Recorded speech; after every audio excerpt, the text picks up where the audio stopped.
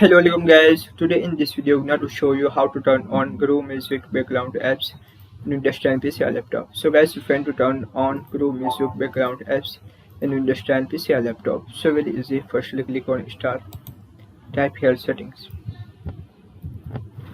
open Settings,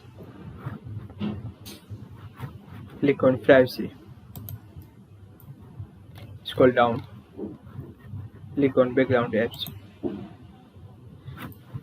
scroll down, here option Groove Music.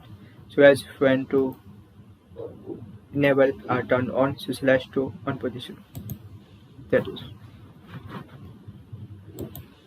So guys, this is very simple and easy method if you want to turn on Groove Music background apps in Windows 10 PC or laptop. Thank you for watching this video. Please like, share and subscribe to my channel for latest update. Please comment this video